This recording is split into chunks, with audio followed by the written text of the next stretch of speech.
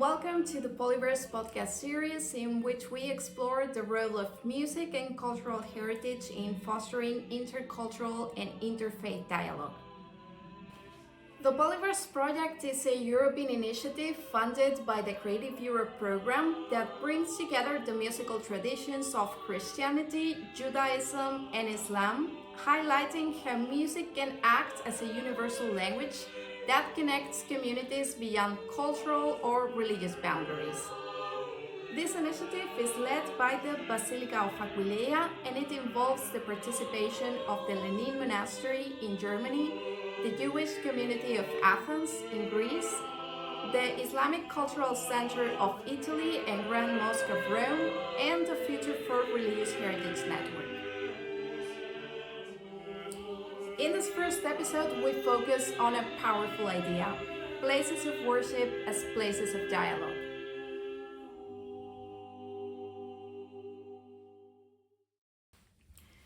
Churches, mosques, synagogues, these are often seen as places purely for worship and completely disconnected from one another. However, nowadays, these places also serve for encounter and for exchange. And what happens when we add a multicultural layer to this? Today we explore this topic with Pilar Bahamonde, director of the Camino Lebaniego Foundation in Spain and the creator of a concert series called Roads That Unite Us. Pilar, welcome and thank you for joining us. Your initiative, Roads That Unite Us, brought music into different places in Cantabria, which has a very rich Romanesque heritage. It is full of rural chapels and beautiful medieval churches. The concert series featured not just music from different periods of time, but also from different religious traditions. Pilar, what inspired you to create this initiative? What inspired this initiative was a very simple but powerful idea. Every religious building in our territory has been raised by generations of people, craftsmen, artists, communities of Europeans who were working for something greater than themselves. So these are spaces that transmit peace, serenity, and a sense of transcendence. So yet many of them remain quiet, almost forgotten, especially in rural areas all through Europe. So we wanted to celebrate each of these places, to bring them back to life through music. And that's the same time to highlight something essential. Pilgrimage is the thread that connects them all. So Roots That Unite Us was born as a way to weave together heritage, spirituality and culture, opening these spaces not only to religious music but to different traditions, creating a shared experience that reflects the diversity and unity of Europe itself, of what we are. Thank you, Pilar. Religious heritage is central to your work, so I have another question related to this. Because in your experience, what makes places of worship so powerful as spaces for dialogue? What is most meaningful about this initiative is the encounter it creates. In these small villages, something very special happens. Local people who live these places every day, they belong to their identity, suddenly share with pilgrims, visitors from other regions, and musicians coming from other cultural and spiritual backgrounds their time. And throughout music, a kind of dialogue emerges. Even when traditions are different, the spirituality they express is surprisingly close, something that can be understood and felt by everyone that was there. In fact, many people who perhaps didn't think of themselves as spiritual discover something in these moments, a shared sense of stillness, of beauty, of connection. So that is the true value of religious heritage today, not only preserving buildings, but creating spaces where people can meet, understand each other, and rediscover a common human depth.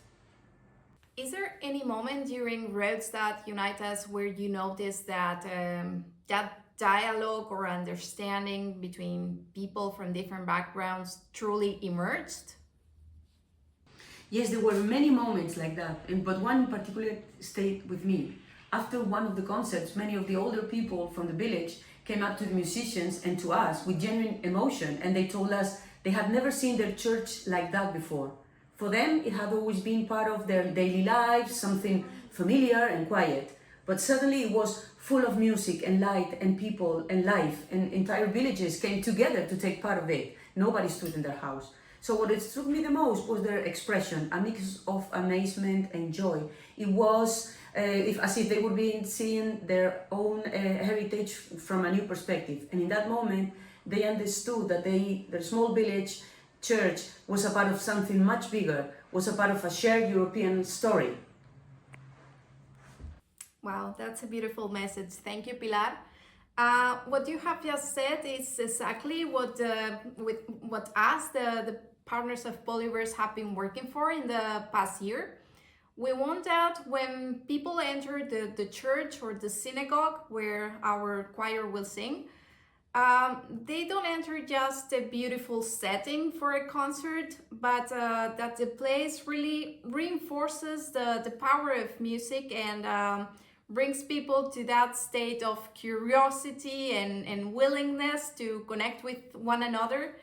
And that's something we would love to see in the upcoming circulation events of Polyverse. So thank you very much for being with us today, Pilar.